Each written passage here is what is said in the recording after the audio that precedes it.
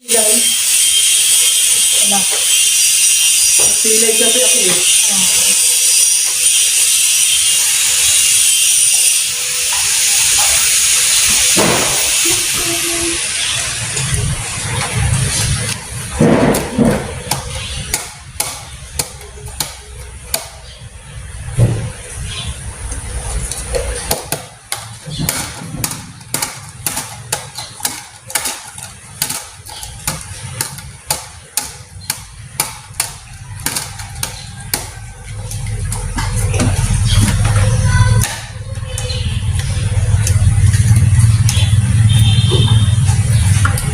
Dati dyan, masih nag-aaral.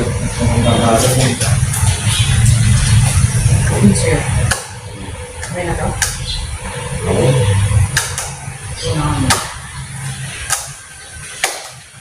Dito, Luis, sa kagyan.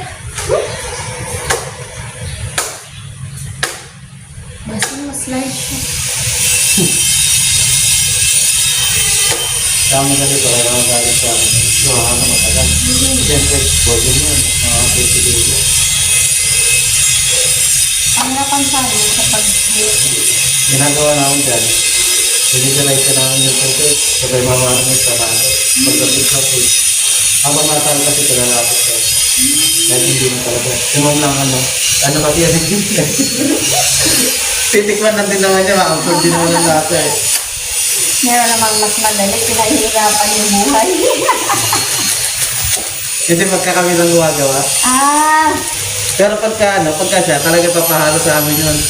Ay, napakahirap paluin yan. Yes. Kapisa nung nga lang dito, braso. Hindi na siguro masabi ni ma'am. Ikaw pagka ano ka nyo, hinahalo. Hindi ko kasi nahalo yan. Kasi pagka kinor na yan, pagka mga ilang gaganda na yan, lalapot, magbabay na yung mga Mas madali na lang siya Iba kasi si Mami.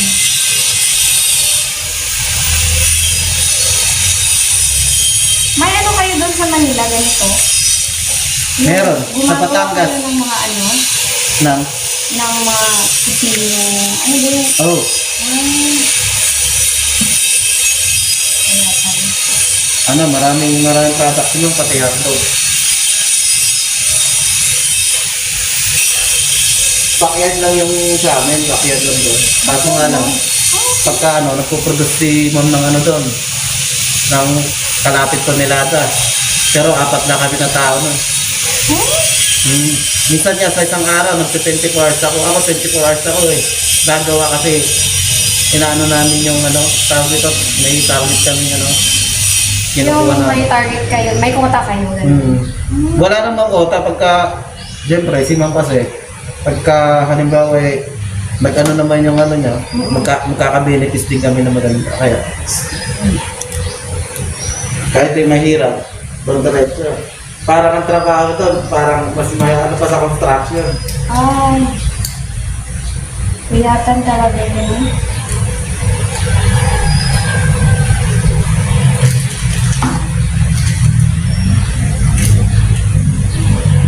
Mabait naman si Ma'am. Oo.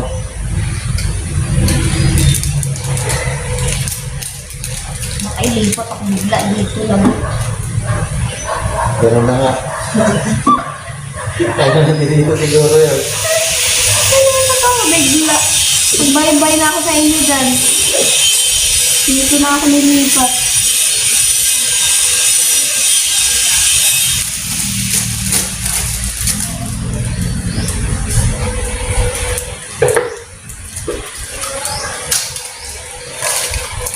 Ano sila?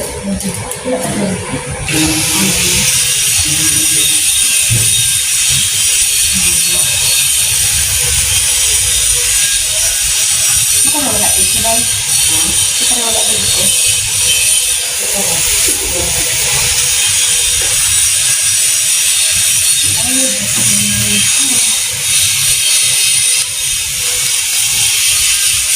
Nagkakalit na kasi ganyan yung ilang na.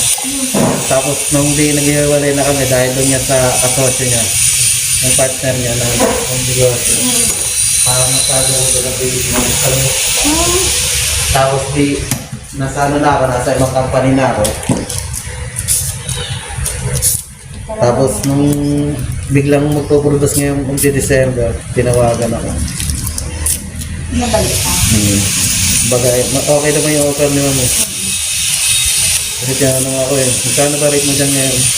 Sabi ko, 525. Pera na ako naman Mami. Ang malakas pala yung rate mo sa Manila. Hindi, provincial pa yun. So, mas malaki sa city. Pagka OT-OT doon, umaabot kami ng 700 plus. 12 oras.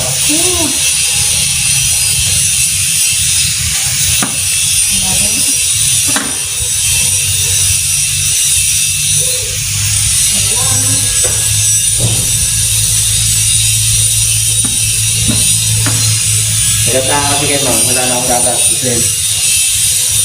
May pa-service, pakain, merenda, tanghalian, lahat. Wala all. Ganun ang ano yun sa akin. Di kasi ganyan, pag may nakitang potential sa tao. Ganyan.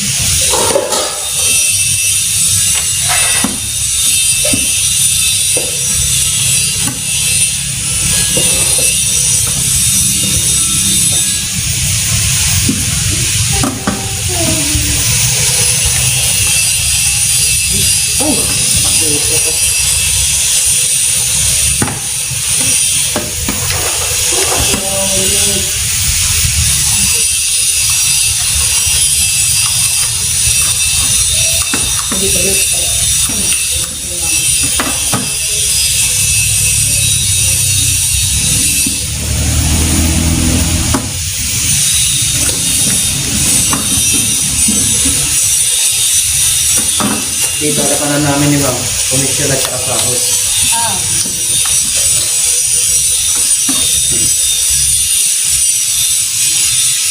Bawa, pupusin mo. Dito na ako. Magkano. Talagang na, yung ako may 100 ata ng isang ano. Isang ano.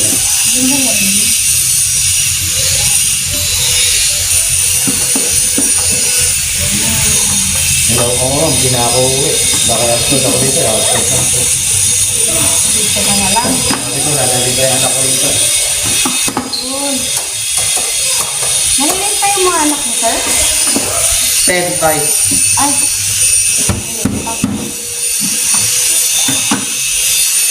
Malaking bata yun. Yung 10 years old ko. Saan mo iniwan? Ha? Saan mo iniwan? Sa magulang ko. Dito naman si mama at papa. Baling kaaral kasi. Nag-i-school kaya hindi ko maano. Paano yan? Ita-transfer mo sila dito pag... Depende sa ano. Kung ganito din. Yan lang. Kung maganda rito, di mo mabago-bago lang. Kahit magawa nyo lang ako. Ganun din ako eh. Ano lang. Pag okay dito, hindi okay. Stay. Pero pag hindi, uwi tara ako ng Cebu. Saka Cebu ka talaga? Oo. Eh, sinong tinitirahan mo dito? Yung asawa ko. Ay, ang asawa mo? Oo. Nagpala rito siya eh. Ako yung taga Cebu. Akala ko, walay na kayo. Hindi. Kasi sabi mo, ikaw ang tatay, ikaw ang nanay. Minsanan lang kami nagkikita. Dahil sa trabaho nila. Nasa field kasi palagi. Nasaan? Nasa field. Ano ba trabaho nun? Ano sila? Nagsasubsidy sa NECO. Yung electric company. Oo. Ganun. Ang malaking ano nun. Kaya nga, ano niya. Yung trabaho niya, minsan iiwan talaga kami sa bahay. Kami lang yung mga bata. Okay lang yan.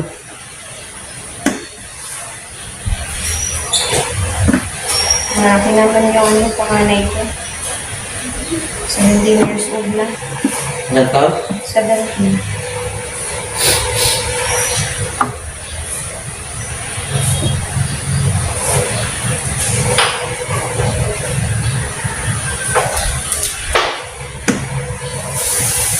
Oo, nag-pay-telephone ko. Nagiging nanay at tatay ko. Wala yung tatay nila sa bahay. Asawa ko naman, parang ano kasi yun. Oo. May trabaho din siya. Magkasama kami dati sa Watson ng cosmetic. Paras kaming siya pa lang QA, tapos ako sa sa outdoor na checker.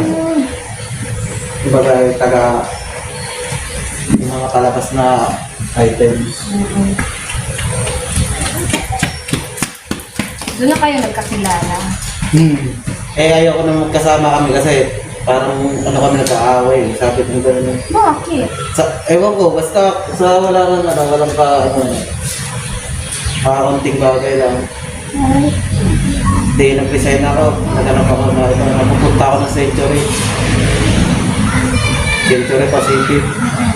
Tapos ngayon, parang nag-aaway yata sila ng nila. Nag-apply din sa akin.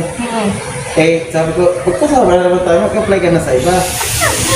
Kasama na naman kami, siguro 8 months. Sabi ko, talagang parang nakakahiya kasi pagka nagtatalo kayo.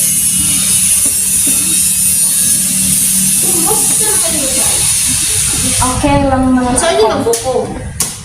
Ang gagawin mo dyan? Alang-halaman? Mali, no?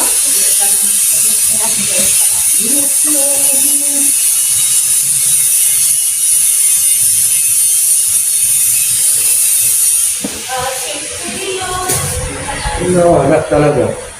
Yun.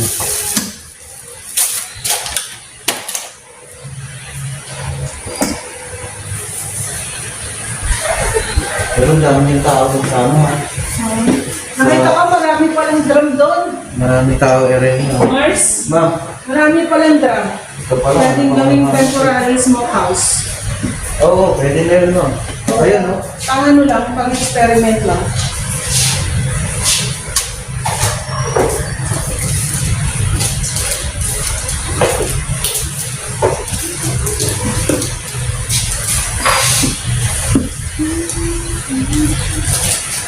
Tinatawagan mo.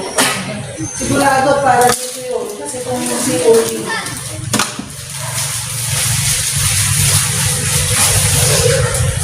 Hindi naman po kinuha. Ulit-ulit to, hindi naman po kinuha.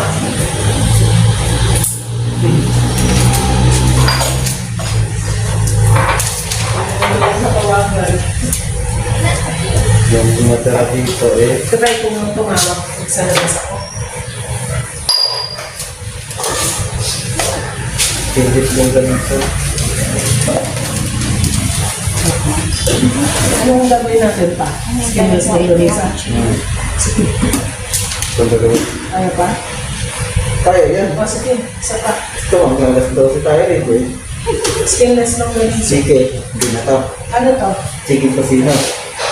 Hindi pa na-dipong, hindi pa na-slice eh. Kaya ano na lang. Siya pa to sila. Oo, lulamisan mo na. Oo. Para sa skinless, no? Ano Hindi ba to? yung isla, may bituka. Ano to? Ito, fresh yung may bituka. Yung isa skinless. May bituka yan. Sinisipol pa rin mo, kanina. Sinisipol na ako, eh. Inisip ko na ako dahil nga